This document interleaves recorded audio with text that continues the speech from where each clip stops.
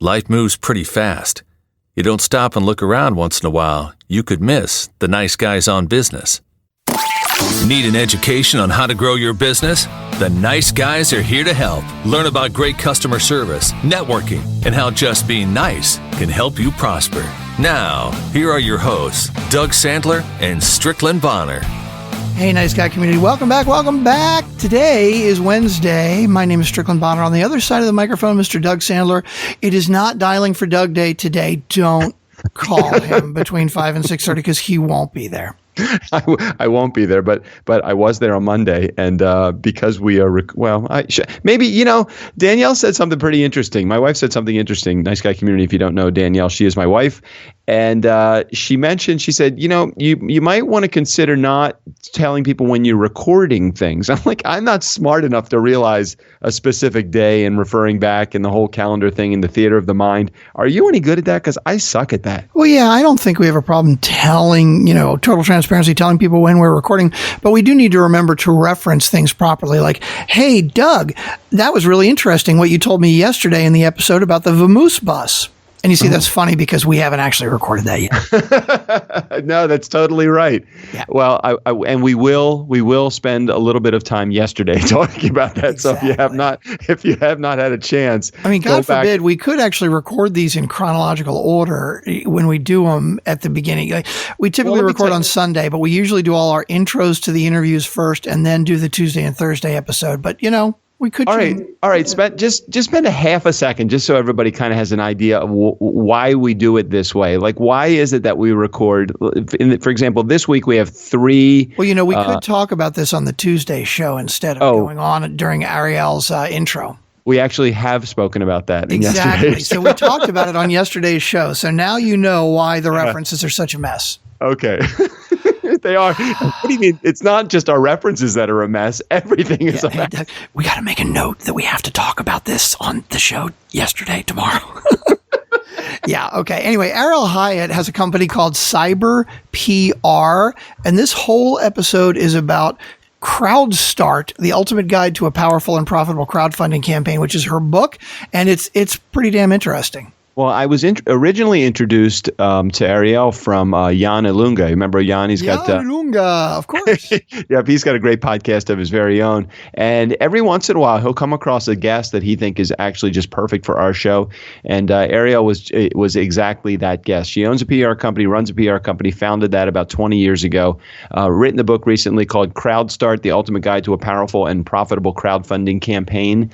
And that book just came out in October. Mm-hmm. So if you have not had a chance to check out, or if you don't know her book, check it out in the show notes. Just click on the link, and we'll take you directly to. Hey, Strick. So let me ask this: can we put a link in our show notes to a book that could be purchased through our link through our show notes? We could, Doug, and we actually have been for about the last year. Yes. So when we get the link to somebody's book, but it's just a direct link to Amazon, what do you relink it so that it now hooks up through our Amazon site? That's it, exactly. So if you are thinking about buying Ariel's book called CrowdStart, the ultimate guide to a powerful and profitable crowdfunding campaign, please get to it through our show notes, because that will give us the, support the podcast. That's basically, we'll tag Amazon with our link, our Amazon.com link, and we get a little kickback. And so it helps support the podcast, and we appreciate it. But yes, Doug, I've been doing that with every single book that a interviewer or interviewee sells. Yes. Do you understand crowdfunding? We had a person, Letitia Wright, that was on our show way back in the beginning of us doing us doing interviews, and she was all about crowdfunding. Before that interview, I had never even heard of crowdfunding. Do you know what it is? Sure, I'm very familiar with it. I've never used it. I don't know, how we would use it for something that we were doing, but it can be a very powerful thing. Absolutely. Well, just imagine that we wanted to get better equipment or a studio or rent an office, and we have no capital, which is pretty truthful. Pretty much true, yeah. Pretty much the way that it is. Fortunately, Strick and I don't have a need for money because we love living out of doors. But she does spend a lot of time talking about how to build relationships properly, how to engage your crowd, how to make sure that if you have something, an idea or something that you want to do in your business, that you can use crowdfunding to actually fund your business. It's a really cool concept. It's just like, it's almost like small microfunding. Well, Anna, in her trek to row across the Atlantic, she's using crowdfunding. In fact, that when you donated to her website fund, right? That was crowdfunding. Oh, I didn't know that. I just thought it was like I didn't even know what it was. Yeah, that was crowdfunding. Yeah. Okay. All right. So let's take a listen to the interview. Ariel Hyatt is right here. Any final words before we get to the interview? Yeah, one quick final word on the promise statement, which is to provide a learning experience that is entertaining and adds value to your life. If you don't believe that the nice guys are providing that for you, please let us know. Call, no, don't call. You can't call unless it's during the dialing for Doug hours, which is not until next week. What you could tweet us at DJ Doug or at Nice Guy on Biz with a Z and let us know. Or you can email us at, well, where are we? Doug at djdoug.com. No. You can. Yeah, we they could can use our actually nice guys on business.com. This is the problem. We have no clear cut way for people to reach us that is consistent. Yeah, we do need to get the nice guys on business. That's what we should do. Email up. In the show. Well, we have it up. It actually, niceguysonbusiness@gmail.com forwards to me. So any information, email that we get, I do receive a copy of it. There you go. I'm going to start putting that in the show notes. Yeah. We should definitely do that. Okay, so it's got Doug, it's got Strick for Twitter, it's got Anna. Does anybody ever tweet Anna? Do you know? I don't know. Well, we don't have Anna's Twitter, do we? Let's see. What is it? Let's take a look at this. No, it just has her website. Anna has her website. Yeah, we need to. If she's not paying attention to my Twitter, how could she pay attention to her own? I don't know. That's very true. That's very, very complicated. It's a very complicated life that we live. But Ariel Hyatt will simplify things for us and show us how we can actually infuse some capital into our money, into our business, which would potentially help everything in our life. Okay. Is money usually the way to help everything in your life? It can help a lot of things. What's the line that says money can't buy you love? I believe that, but I do also believe that if you have enough of it, you can lease it for a really long time. That's good. I'll be happy to do it. All right, let's get to our interview. Ariel Hyatt. As an entrepreneur, have you ever just struggled to get to the next phase of your business? If so, Ariel Hyatt is here to lend some relatability, some empathy, and some assistance in getting you unstuck. She is an author of a book, really nice, well-written book called Crowdstart, and she is a really cool cat. I know that because she's got some music background as well. Welcome to the Nice Guys on Business podcast. Miss Hyatt, how are you today? I am fantastic. It's a beautiful day in New York City. The sun is out. Is it Ms.? How do you are you feminist in your style, or I am a feminist in my style, but I'm a recent newlywed, so I don't even know how to answer that. Oh, anymore. Me too. When did you get married? How long ago? September 25th. Just like as in a couple months ago? Yeah. Way to go! Did you get married in New York? We did. Band or DJ? We had a DJ. Okay, and a big crowd or small? Big crowd. We went for it. Wow, first one or second one? Sorry. Sorry, I figured first one. I put the business first, and then waited until later in my life to get married. So that's cool. We went big and first for both of us. Way to go! At 25, you finally got married.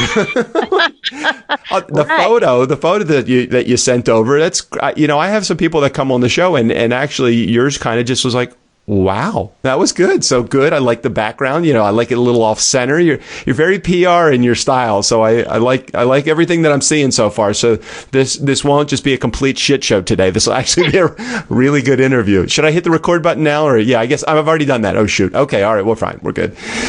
So you got married. So, all right. So let's talk about this. Is your husband isn't he an entrepreneur also, or is he something else?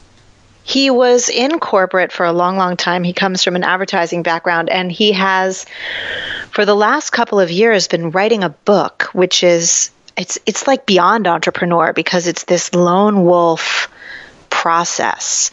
He's writing a historical fiction book, not unlike, those of us that write self-help books. It's like a totally different world. Yeah, that's hard. That's like a really hard thing to do. It's so totally. He's like read 450 books on the Irish Revolution, and he's researched, and it's slow going. Does he want to be a history teacher, or what does he want to do? He could be a history teacher, but he does a lot with consulting around Irish companies, and he's just he's got the opposite gene of me, where he's just obsessed with history and politics. Oh my gosh, no way! I run screaming for the hills when anyone even mentions anything political, especially these days. But he's really brilliant in how much he knows. Oh, so you're so in love, and that is even more amazing that you actually love a guy that is completely the opposite when it comes to shit like that than that you are. Totally. And that's what makes it work. I was just having a conversation, and I know you write a blog too, and yours is around, and we'll actually, I promise we'll get to at some point some content that is actually going to be relevant for everybody to have. But I figure, why not? We'll start here. I wrote a blog recently about, I didn't vote for him, but so the whole lead into and this is not going to get political at all. Oop, but I think I lost you. Are you there? Can you hear me now? Yeah, there was like a big Skype hiccup. That's okay. Skype is our favorite source, and they pay us a lot of money, so we'll keep using them. Great. So I discovered in having a conversation with a friend of mine, and maybe this is just a part and parcel of how things are with our world today, is that I've been writing a blog for about 3 years, so I write it once a week. And again, I love your blog, and I know you have a specific thing that you focus on, especially recently with your book coming out. But I discovered that if I wrote about sex, politics, or religion, that I got a huge spike in my readership. And I'm thinking, shit, if I could only figure out how to write a blog every week about sex, religion, or politics, but it would get so boring, and then maybe my readership would go down. Do you find, like, when you write about only specific things that are within this one vertical idea of your book, or about CrowdStart, or about crowdfunding, or anything, do you find when you go outside of that, does your readership go down, or do you even care? It's really interesting because I actually have 3 blogs, which is ridiculous. That is ridiculous. Yeah.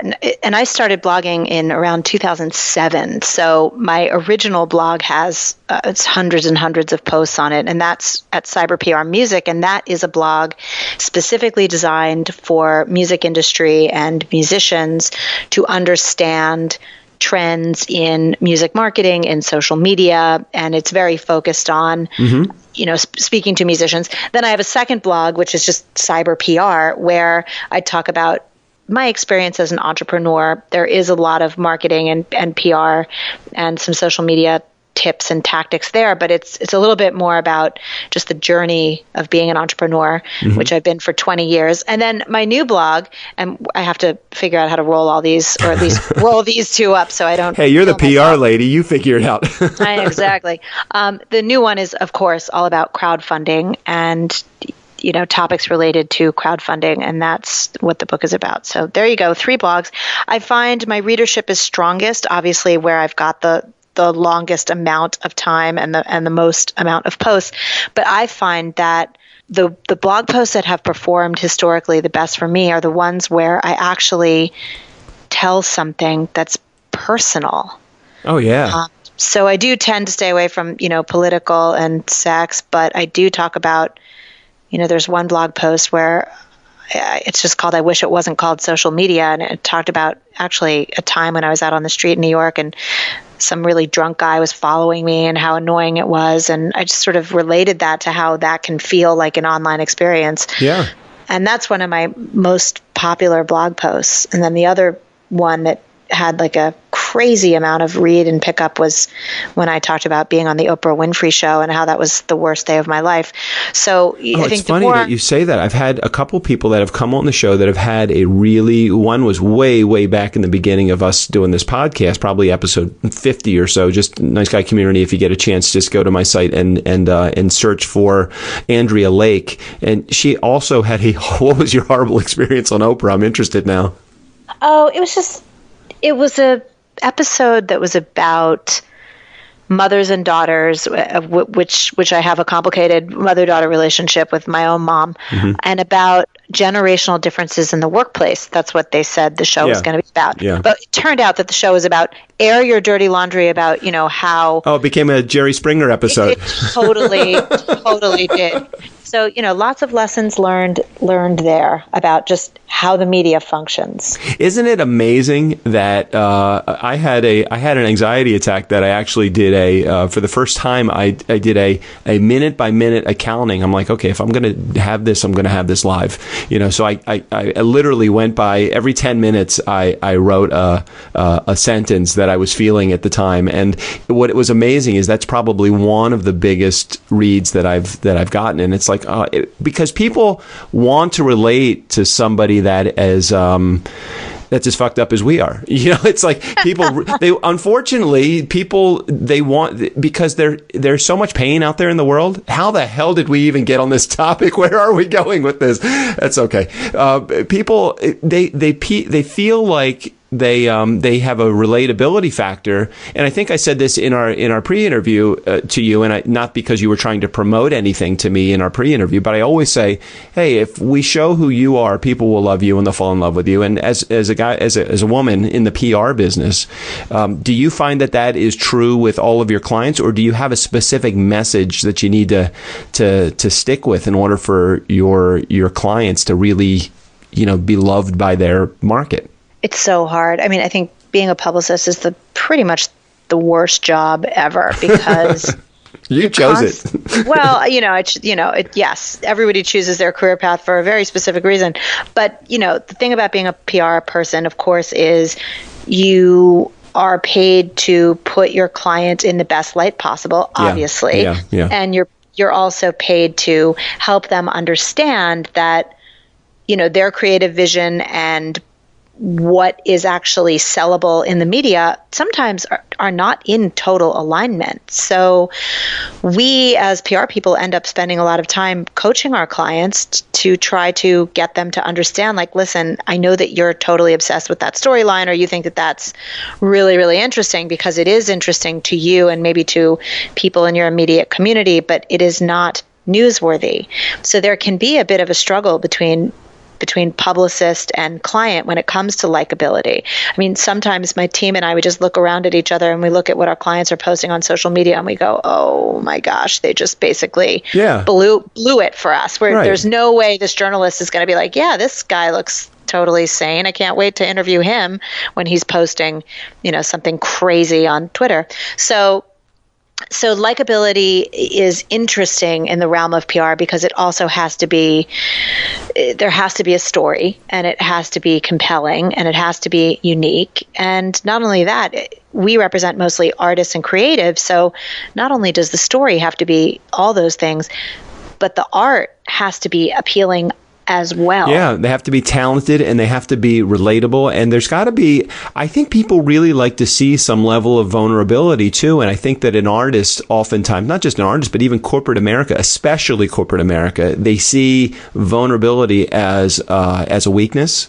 Absolutely. And that's always a challenge for me. When I have people that come on the show and I want to talk to them, I don't want to uncover this raw sore and this Band-Aid, I don't want to create that.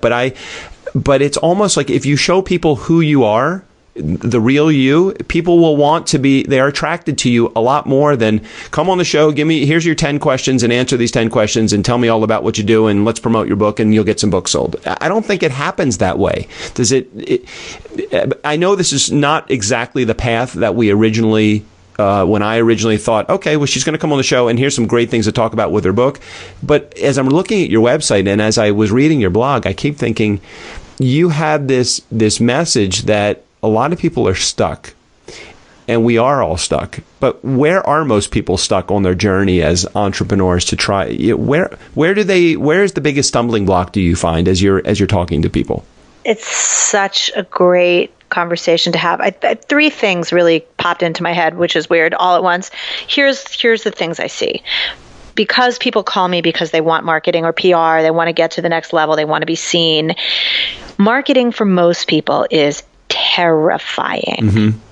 And they call me and they normally say like, oh, I don't understand Facebook ads, or I don't understand how Twitter works, or I don't, and they think that what they're scared of is how many times a day are they supposed to post, or, how does Snapchat work, or whatever the thing is they don't understand, or, how many groups should I join in LinkedIn, all these little sort of stupid questions, which are all answerable with the science of social media. They think that's what they're terrified of. What they're truly terrified of is marketing is really about exposing yourself. Wow.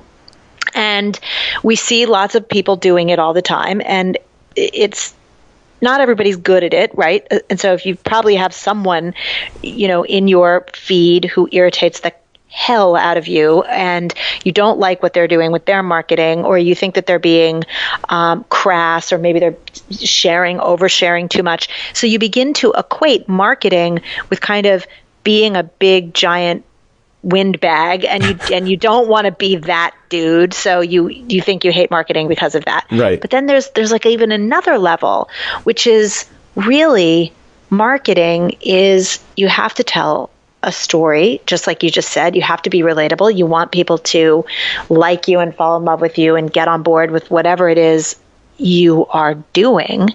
But on top of that, that requires exposing yourself.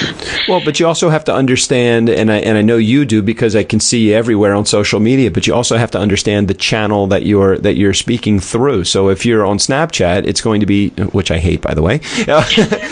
Sorry, it's just my own personal opinion. Because we're over the age of 14. Yes. The opinions expressed on the Nice Guys on Business podcast are not necessarily the views of our guests on the show, although they should be. But, so you're going to express yourself completely differently on LinkedIn as you would on Facebook, then on Twitter. And I think people just get caught. They just don't know how to. And so they freeze. It's almost like the deer in the headlights. And then they don't engage properly. And it's almost like you're doing more harm than good by being on a channel and not actually using it or using it properly. Totally. So that I think is a huge, that's the problem. The problem, really, the base problem is the fear of being exposed. Mm-hmm. And when you were just talking earlier about, how corporate or how anyone likes to position themselves, of course, is all about the accolades. I always sort of giggle when I go to conferences and you read the 5-sentence bio of whoever is on the panel or about to speak. And it's like award, accolade, success. Yeah, It never says like this person is chronically depressed and manages their medication and just lost their puppy, or, like you never just hear about like sort of human, their daughter is in deep trouble in school and they spend their nights crying trying to figure out how to parent. They never talk about that. They just sort of have this crazy list of all the big achievements. And then when you get to know people, of course, you learn all kinds of fascinating things. Just talk to that for a second. If you were introducing someone as a keynote speaker at a conference, yes, we do need to show some vulnerability, but don't you need to show some level of expert nature in what they do? How would you temper that? I'm very curious, because when somebody reads that, the first thing I say is, "Thank you for reading that bio. Very well written by my mother." Right. That's exactly what I say, because they ask me what my bio is. I would love to say suffered his first anxiety attack in 2015, on his second marriage right now, and it's working out okay, I think. It's like I want to say that, but it's like, who is then going to take you seriously after that bio? Right. So here's where this is actually ties in perfectly to the marketing thing. Do it. And something you just said earlier, which is, the career that you chose. I grew up in a household where I was like constantly being disapproved of. That was like sort of the tape that was being run like all the time. Like I was being criticized and I was never good enough. And so of course I go and seek a career where basically anything I do is never going to be good enough. Like that's just the nature of being a publicist. Your client is consistently disappointed. You get a little calendar listing. They wanted the front page feature. You get the front page feature. They wanted the big cover story. You get the cover story. It was the wrong photo. It's like you just never ever win. Yeah. So I think what's interesting is what motivates people to choose the career path they choose, what motivates them to get up in the morning and do whatever it is they're doing in whatever domain. And I think that that's the interesting, relatable thread. And you'll always find that, we were just talking about Oprah. Let's look at her. There's this young girl who grew up in a, really bad circumstances. She was sexually abused. She was told at her first television job that she would never be successful. It's just all these like interesting stories that she had to overcome all of this incredible. Yeah. It's like a world of no. Like that was her whole paradigm. And she just decided that wasn't going to be how she was going to live. And then, of course, you look at her now, she created a world of yes. So very interesting. For every action, there's a reaction, and we're not all going to live at the level of an Oprah or a Steve Jobs or, these people that come in and colossally change the world. But I think if we could just add one sentence to our bio about, well, the reason why I decided to help artists for a living was because my dad was an artist and I watched him suffer as a child. And, that is actually in my blueprint. I saw my dad unable to do the thing he was the most passionate about because the world changed and he didn't change with it. And that's literally what I've done for my career. Is I could see musicians were going to get stuck because the world changed and it went digital and they weren't changing fast enough. So I decided to write, books to help them do that. And it's a direct parallel to pain I suffered in my childhood. And I think if you look at anyone's career, you will see maybe not that exact story, but something quite like it. I mercilessly teased in the playground because everybody thought they were stupid. So they proved that they were brilliant. Now they're, a Nobel nuclear physics. Right. Exactly. Right. Yeah. So, it's very interesting, I think, when you can actually uncover, like, what would your motivation be to focus in on that? I love your and not to change gears a lot, but that's kind of the MO that I have anyway. Your third of 3 blogs, I think your crowdfunding blog, loved your writing style, very conversational. And are you finding that people? Why just even start the conversation about crowdfunding? I mean, was it because of the music business, or from a whole different path? Where did it start, and how did it evolve? Yeah, both. So because I did start out in the music business, it's no secret that musicians were early adopters into the crowdfunding world, and they started using it pretty early on because there were no more big publishing deals, or record label contracts started getting slimmer and slimmer. Yeah. So I had a lot of exposure to crowdfunding from early days, and I found it fascinating. And a lot of my clients asked me, because I was their publicist or they knew me as someone that helped with marketing, oh, can you take a look at this, or can you give me feedback, or can you help me with this campaign? So I had a lot of experience coaching and cheerleading others. And then as someone who not only wrote hundreds of blogs and I self-published books and I traveled around the world on my own dime, mostly because in the music industry, there's no keynote speaking fees. Right. Anyone that speaks at South by Southwest, they are paying to do that. Everybody knows that. Right. So I had spent a considerable amount of lifeblood and money and energy and time, and of course, building my business, and there was always a halo effect on meeting clients along the way. But I had this large tribe. I had a big mailing list. I had a lot of followers on social. And I thought, I really, really have never had enough money to properly get my book edited, really hire a graphic designer to help me with the cover. Mm-hmm. I'd always bootstrapped everything. So I decided to go for it myself and see if I could leverage the crowd that I had. And when I did it, I made a promise that I would write about it. So I actually, it was like a pre-Destiny crowdfunding campaign. I said, whatever happens here, I'm going to write about my journey and show you what I did.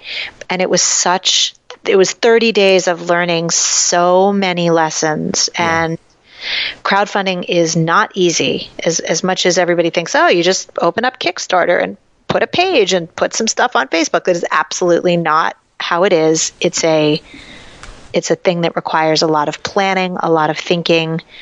And so I was so thrilled and horrified for 30 days. It was like a roller coaster of emotion. Well, do you find that is it a typical problem that an entrepreneur that doesn't want, I would say a lot of entrepreneurs are bootstrappers. I mean, that's how they don't know where to go to get money. They don't understand the influence or the weight that capital in their business, how it can really help them. I'm probably guilty of that. I've bootstrapped my entire life. I've never been, nobody has helped, nobody's given me a cent.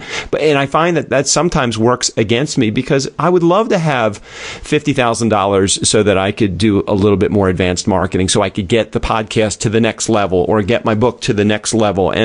But I find that if I just stay with it long enough, these things happen. It's just not like the microwave oven effect, of happening quickly.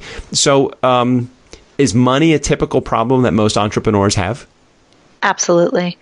Even if you're a successful entrepreneur, very few of us have $50,000 extra dollars just right. sitting. Yeah. And then if you're actually fiscally smart, you have your 6-month emergency fund. So you might have $50,000, but you ain't spending it on a book or, getting your podcast to the next level. You're leaving it in the bank in case, exactly. God forbid you need it. So yes, that was exactly why I also did it. And I said, look, I know all of you know I have a PR firm and we do quite well and people work here and we're not starving. However, this is the dream. This is what I would love to do. And I'm asking for your support. You've read 300 blog posts for free. You've taken, you've seen me on video. Maybe you've seen me at a conference. I'm just wondering is this interesting to you? If I tried to do this, would you support me? And I got a resounding yes, which was awesome. That's and great. I got $62,000, which absolutely changed my life. So with the $62,000 that you were able to get, and I didn't realize that was even the number, or that you used this as a part of. There you go, great research and figuring out who's coming on your show, Doug. But the money that you had, did you put it all into the launch of the book? I didn't. I actually had a 4-prong goal with my crowdfunding campaign. So the book was part 1, or actually part 4. Mm-hmm. Part 3 was I created a video course called Social Media House, which was a course that thousands of musicians have now taken. At the time, it was paid. It was a couple years ago. Now it's available for free. You can grab it at cyberprmusic.com. Then I also use the money to rebrand my company. At the time, I was specifically and only in the music industry, and the company was called actually Ariel Publicity and Cyber PR, and we extended the brand. I created a cyber PR website, which is mostly for just entrepreneurs, and female entrepreneurs is my special area.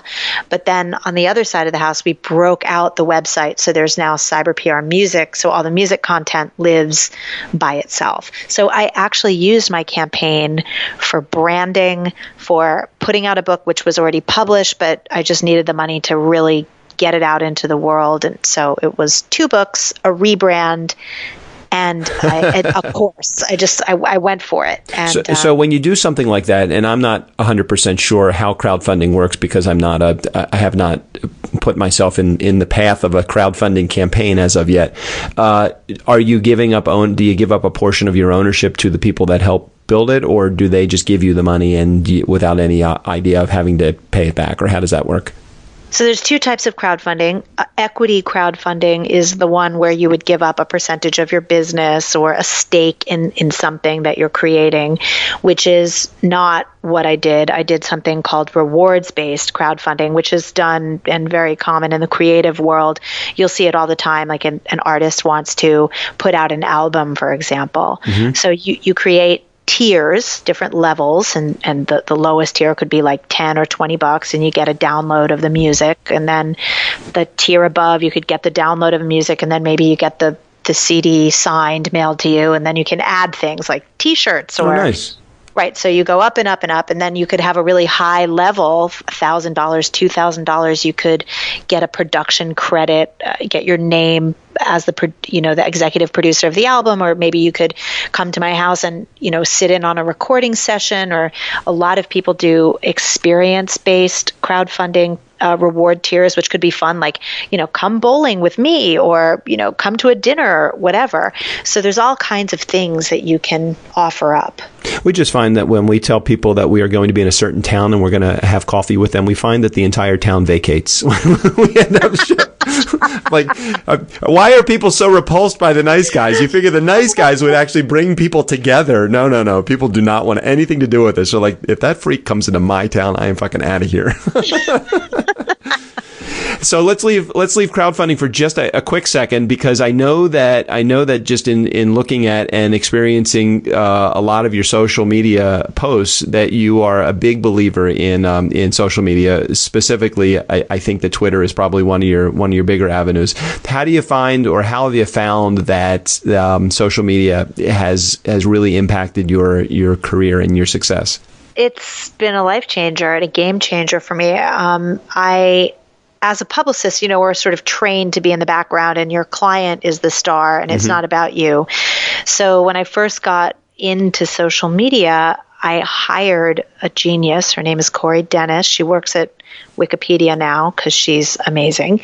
And I flew her out. I did not have money to do this. I flew her from San Francisco, and she sat down with me, and she showed me Twitter, and I started crying. I just thought, no way, right? No way. I'm like, right, what right. is this? I know.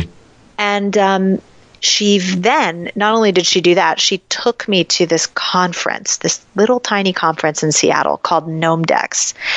And I walked in, and it was like nerd central. And you're the cool musician, and they're like, no. I was just I didn't mean it was your attitude, but I didn't know what to do. You didn't fit in. It was Robert Scoble, Guy Kawasaki. It was like the who's who.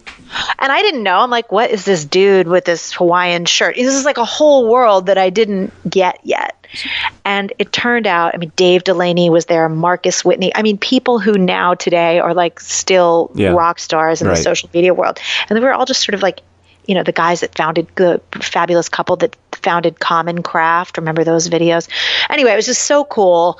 And I learned. And then the next a couple months later, it was the first South by Southwest Interactive, and I went to the first South by Southwest Interactive blogger house, and we're such nerds. We're all like sitting around writing blog posts. And it was like Brian Solis, and just all these like amazing everybody we know still today. So that was how I got into it, and I'm ADD. I'm a Gemini. I have 1,000 different thoughts every day. So Twitter is the perfect platform for me because it's like short and sweet, and it's just a great. It's just a great place for people with 1,000 different threads and ideas. And I've met some of the best people, friends to this day, on Twitter. I used to travel and do exactly what you do, the meetups, like, hey, anybody want to grab a cup of coffee? And just so fun. Yeah, it doesn't work. Up. It doesn't work for me. I think it's part of being a guy. Maybe, I don't know. Maybe you know what? I like my house. I'm in my pajamas right now. I love it. That's just how I run my podcast. And we've 250 some odd episodes into it. And it's like, okay, it's just another channel for me. And what I love about it, very similar to how I love my Twitter following and my Twitter friends and my connections, is that they only work because of the engagement. I could be on Twitter and I could have a podcast and I could ask you the same boring 10 fucking questions that everybody asks. And it's like, okay, she came on the show and I don't know, you could hate the show. You could love it. I don't know. I'm hoping that you love it. But at the same time, it's like, okay, well, at least I remember that this guy where is he? He's all over the place. And how can that be successful? And how is that working? I just love the engagement side of everything social, whether it's Facebook, Twitter, LinkedIn for me, which are my big three. It only works when you are actually engaged with your audience. Do you find that similar for you as well? Absolutely. And that's the part. That's the other part of marketing, right? After you get over I don't know what the heck to say and I hate that guy over there. The third thing is, if you're not willing to interact with people, you're just stop, just roll it up and go away, because it's not going to. It's not going to get you anywhere if you're just having this sounds very Web 1.0, the one-way conversation. It is a platform where you are supposed to be getting into it with people. That's the beauty. What's your favorite channel? Oh, it's definitely Twitter. You nailed it. Oh, really? So, yeah, I love it too. For me, it is about, we had Peter Shankman. I don't know if you know Peter, but of course. Amazing. Yeah, amazing. He was on the show a few weeks ago, probably by the time this airs a few months ago. And it's amazing the information that he has. And I didn't realize until very close to show date that he had founded Help a Reporter Out, and all of this great, and the Zombie Loyalist, his book. A friend of mine who came on the show, he shared the book with me, and I'm like, this is like an amazing book. This is like a life-changing kind of book when it comes to how do you deliver, or how do you get customers that are willing to basically do anything for you. And I'm sure with the level of engagement that you have on Twitter, you're finding that is similar as well. Talk to me. I have 5 questions that I want to ask you. I have not prepped you for these questions, but I'm going to do my best, as I fuck up all the time and I step on all the answers that you're going to give me. But I'm going to try not to step on any of the answers that you give me. But can you humor me a little bit and just spend maybe 15 or 20 seconds answering each one of these 5 questions? I'd love to. Okay, great. So be relatable. What do you suck at? Oh, boy. I suck at time management.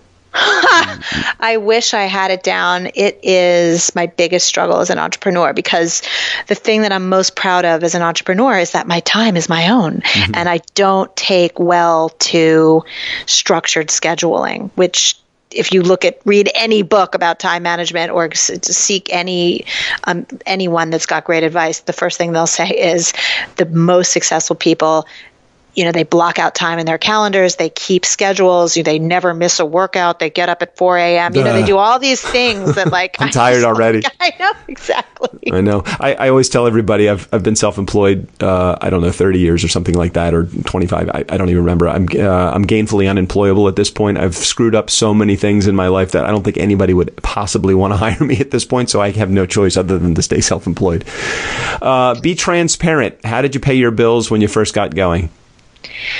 When I first got going, I lived at home with my parents. I did that. I moved directly from college right back in with mom and dad. They were thrilled. And I worked at a record store at nights, and I interned for free during the days. And I saved enough money that when I got my first real job at the record label that I worked at, I got the whopping salary in 1994 of $12,000 a year. That's a lot for the record industry, actually. Which I think is, I think that's actually illegal. That's illegal. Yeah, sure. And yeah, luckily I was living in Boulder, Colorado at the time, so my rent was $400 a month, so I could somehow sort that out. But there you go. Well, we had Sandra Lamorghese on the show, and she is a New York City dominatrix who actually moonlights as a business consultant too. So talk about a lot of similarities. So she was not making a lot of money as a business consultant and trying to figure out. So that was her side hustle, which was pretty interesting all on its own. Next question: be confident. What do you do as an entrepreneur that's as good as it gets? Travel. Yeah, you like that? Traveling, seeing the world, being in relationship with other people. For me, I don't want to do this unless I have a team. I don't like, I'm not the lone wolf kind of person. I love collaborating. I like cheerleading for other people. I like my staff. I like my clients. It's all very social. I'm a total extrovert. So I would say travel and then the contact with other people are the two joys. No, that's good. Be humble. What experts did you need to call upon to make shit happen when shit wasn't happening? Derek Sivers. He's my guy. You actually specifically have a name. That's really, so who is Derek in your life? So Derek is one of my best friends, and for those of you who don't know who he is, you should. He wrote a book called Anything You Want that Seth Godin published on Domino, and he, before that, founded CD Baby, which was and still is a distribution company and was a major game changer for all independent artists. So he and I started right at around the same time, and I watched him go from broke and living in a small house in Woodstock to selling CD Baby for $22 million, yes, which is amazing. And he, in my darkest hours, he's my guy. he's my guy. You know, I had a horrendous breakup 10 years ago, and it was the first night I was alone, and he called me up and said, all right, this is your first night alone. I'm going to stay on the phone with you all night.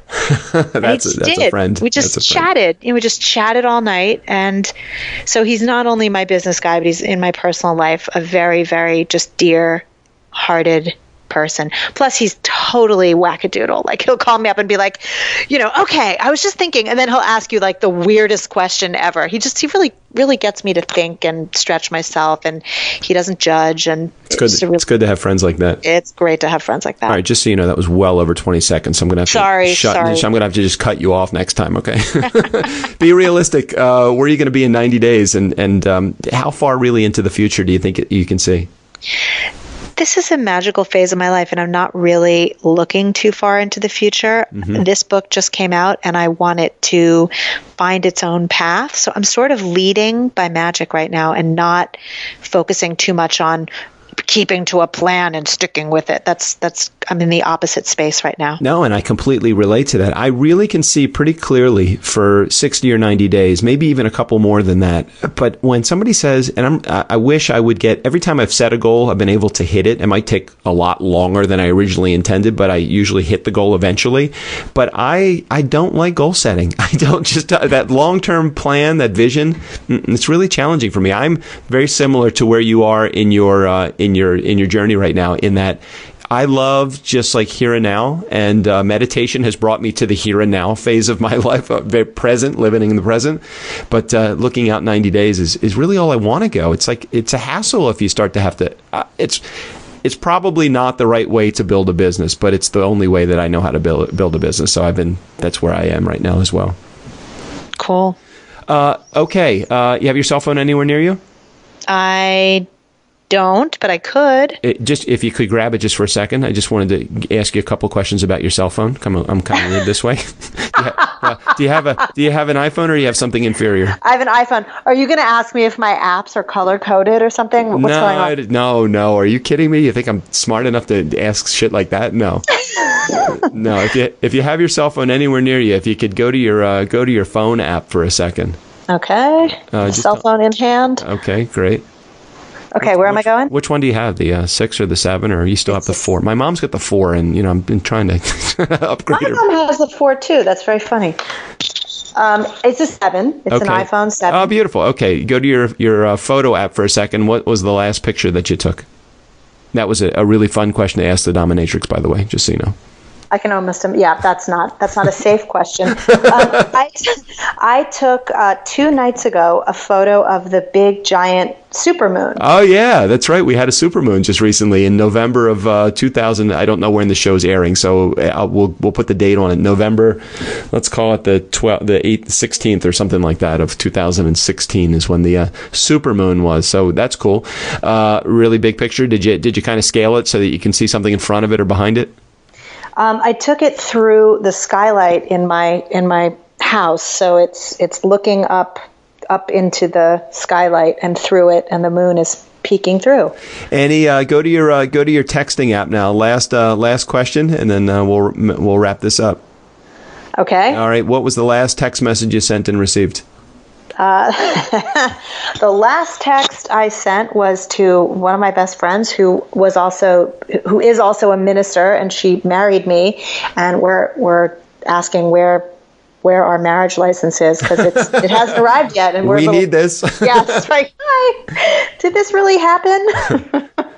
So there you go. And what was her response? Did she respond yet or no? Yeah, she did, and it turns out that the Brooklyn County clerk's office in Brooklyn is so backlogged they haven't sent it yet. Okay, all right. There you go. If the My Nice Guy community wanted to get in touch with you and to get more information about the stuff that you have, how can they do that? Especially your PR company and your book too. That'd be kind of cool. Everything about the book you can find at arielhyatt.com. There's a free chapter if you want to download it. Plus those blog posts we were talking about on crowdfunding are up there. And then if you would like to find out about the PR firm, if you're a musician, come to cyberprmusic.com. If you are an entrepreneur, come to cyberpr.com.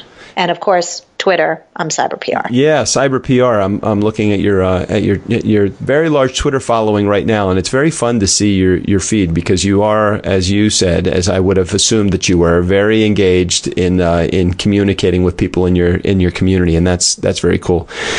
There's a couple of friends, very close friends in the Nice Guy community. One's name is Ross Barber. He does a lot of work with the musicians and their websites, and Stacy Sherman, who runs a marketing company as well. I'm going to connect you guys on Twitter because I think that they would be well situated to receive help and for you to use them as a resource as well. So I think it might be good. Ross Barber is already on my top 10 favorite people list. Oh, nice. We hire him all the time and recommend his amazing electric Kiwi to so many people. Yeah. But I would love to be connected to Stacy. Yeah, Stacy's good. She's been a contributor, our rock and roll correspondent on the show. Every time she goes to a concert, we have her get in touch with us and report. I think last summer she went to something like 10 concerts in 8 days or something like that. And she could not remember when she went or where she went, but she remembered she went to a whole bunch of concerts. Very cool. So great. So Nice Guy community, never underestimate the power of nice. A special thanks to Ariel Hyatt for being a part of the show today. Make sure that you check out all the show notes. We'll make sure we put all links to social media, to her book, to her website, to her blog, and to all things Ariel on the site. Thanks for being a part of the show today, Ariel. Thank you. It was fun. Steve O'Brien, go ahead and take us out of here. Call 4242 DJ Doug and record an intro for the show to hear on a future episode. Say anything you want. Hell, take my job. I'm getting sick of these guys anyway. We still rolling? Don't tell him I said that.